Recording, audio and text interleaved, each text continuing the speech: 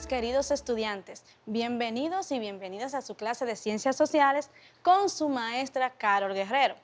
Recuerden que tienen que estar ubicados en un lugar estratégico de su hogar con todos sus útiles a mano para iniciar el proceso de enseñanza del día de hoy.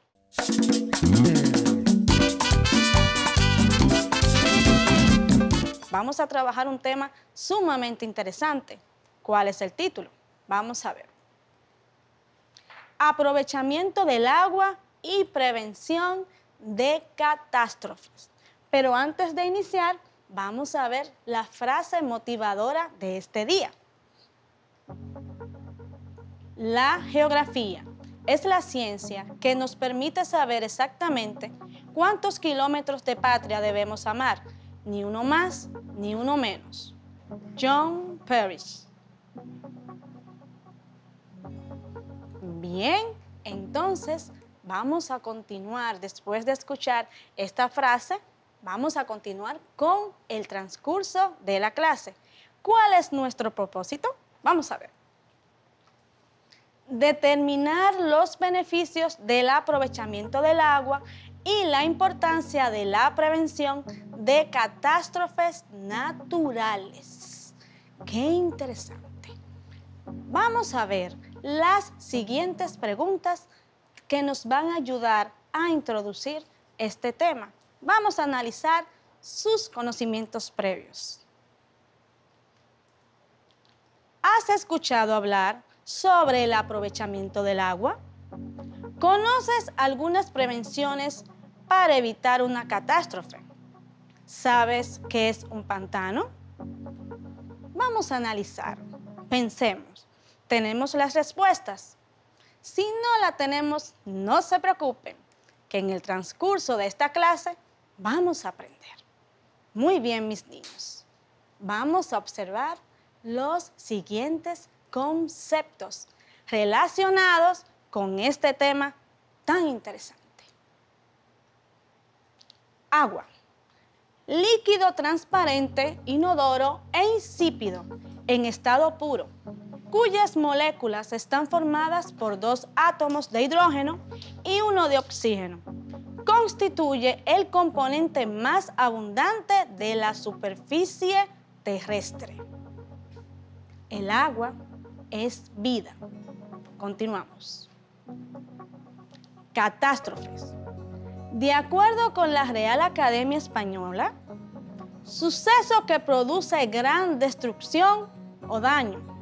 Aquí en las imágenes podemos observar un huracán, un tsunami, un tornado y un terremoto. Continuamos. Pantano. Terreno hundido de fondo más o menos cenagoso y abundante vegetación, donde las aguas se estancan de forma natural.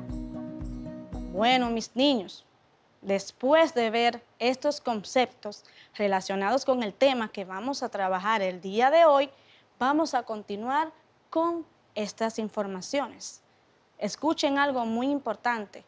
Nuestro país está ubicado en el trayecto de los huracanes. Recuerden que esta parte la trabajamos en una de las clases anteriores. Vamos a ver, mis niños, el día de hoy, cómo fue el paso de uno de los huracanes más devastadores en nuestro territorio. ¿A cuál huracán me refiero? Observen. El impacto del huracán George. Vamos a observar detenidamente las informaciones sobre el paso de este huracán. El huracán George se formó sobre una onda tropical el 15 de septiembre de 1998, iniciando entonces un largo recorrido por el Atlántico tropical, durante el que experimentó varias transformaciones. Aquí observamos una imagen de la destrucción de algunas viviendas a su paso. El jueves 17 alcanzó la categoría de huracán el sábado 19 llegó a su máxima intensidad y fue clasificado como de categoría 4. Y el domingo 20 azotaba las islas del nordeste del Caribe, desplazándose sobre Antigua. Seguimos observando las imágenes de esta catástrofe. En las zonas propensas a inundaciones, George provocó enormes pérdidas en la vivienda y sectores comerciales y agropecuarios. Continuamos. El 21 de septiembre por la tarde tocó el sudeste de Puerto Rico con categoría 3. En la madrugada del 22 se encontraba en el Canal de la Mona. A partir de las 6 de la mañana, con un ojo de unos 40 kilómetros de diámetro, vientos de 200 kilómetros por hora, lluvias intensas, fuertes rompientes del mar y un desplazamiento de 20 kilómetros por hora hacia el oeste-noroeste. La mayor parte de los daños se debió a las enormes presiones ejercidas por el viento sobre las estructuras de las provincias orientales y a las lluvias registradas sobre la cordillera central, provincias de Azua y San Juan, que hicieron desbordar los ríos y varias represas. Aquí observamos una imagen. El huracán George provocó daños parciales o totales en 112 puentes, con una longitud total de 5.6 kilómetros. Aquí observamos un puente destruido y las personas cómo están afectadas por la inundación. Continuamos. En este mapa se observa la zona de inundación del huracán George. Aquí está en la parte sureste, área de vientos huracanados, y en la parte suroeste se refiere a las zonas de inundación. Todas estas zonas fueron afectadas por este huracán que trajo consigo mucha destrucción a nuestro país. Ahora vamos, mis niños, con las estadísticas de este huracán. Estadísticas del huracán George. Distribución de las víctimas del huracán por región. Región, Distrito Nacional. Muertos, 20. Heridos, 0. Desaparecidos, 0. Refugiados, 11.853. Región Este. Muertos, 31. Heridos, 491. Desaparecidos, 5. Refugiados, 16.982. Región Sur. Muertos, 202. Heridos, 93. Desaparecidos, 53. Refugiados, 41.816. Región Cibao Central. Muertos, 30. Heridos, 11. Desaparecidos, 6. Refugiados, 14.769. Total, muertos, 283. Heridos, 595. Desaparecidos, 64. Refugiados, 85.420. Fuente de estos datos, Secretaría de Estado de las Fuerzas Armadas, 1998. Como podemos ver, mis niños, el paso de este huracán trajo mucha destrucción y muchas muertes a nuestro país. Después de ver esta estadística, los invito a observar el siguiente video sobre el uso de los recursos hídricos. Presten atención.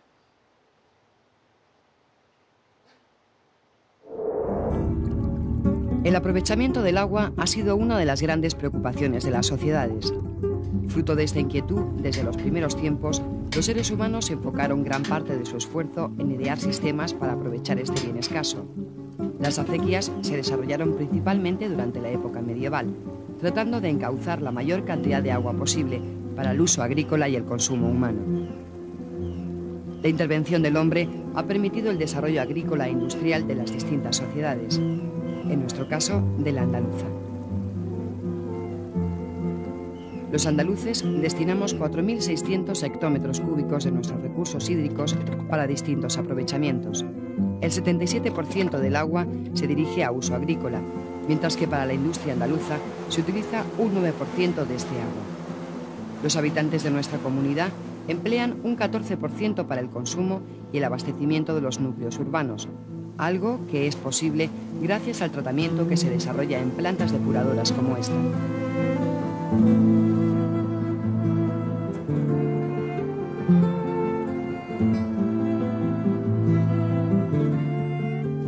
Los andaluces han intentado por todo ello controlar y canalizar el agua. Los embalses artificiales han permitido aumentar la superficie regada, a la vez que regularizar el caudal de los ríos. La capacidad de los pantanos andaluces es de 9.766 hectómetros cúbicos y en su mayoría los encontramos en la cuenca del Guadalquivir. El embalse más grande, con casi 1.000 hectómetros cúbicos de capacidad, es el de Iznájar, situado en el cauce del río Genil y repartido en 3 provincias: Córdoba, Málaga y Granada. El pantano del Negratín, en la provincia de Granada, también soporta una gran capacidad de agua, y junto a este, otros que conforman la red de embalses andaluza, como podemos localizar en este mapa.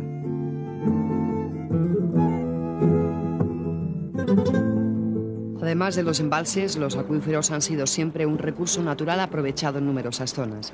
El subsuelo andaluz se encuentra lleno de ellos y suponen, en comparación con los pantanos, un 72% de su capacidad total. La sobreexplotación de algunos de ellos está poniendo en peligro algunas zonas naturales que se abastecen para su conservación de estas aguas subterráneas.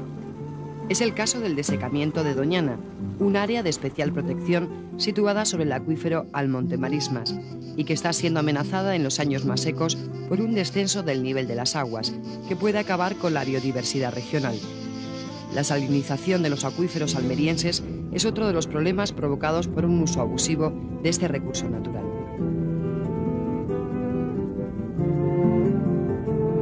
Junto a la sobreexplotación está la falta de control en los vertidos a los cauces naturales de ríos y acequias, origen principal de los graves casos de contaminación del agua en Andalucía. Los actuales planes de depuración de las aguas residuales suponen un avance en la solución de este problema, medidas que, unidas a la concienciación de la población, permiten una recuperación del entorno natural. Después de observar el video sobre el aprovechamiento de los recursos hídricos, vamos a continuar con la siguiente actividad. Actividad 1. Observa algunas imágenes de nuestro gran tema y realiza una pequeña argumentación de lo que puedes percibir en cada una de ellas. Agua, catástrofe, pantano. Y al lado escriben su argumentación de la imagen. Vamos a trabajar, mis niños.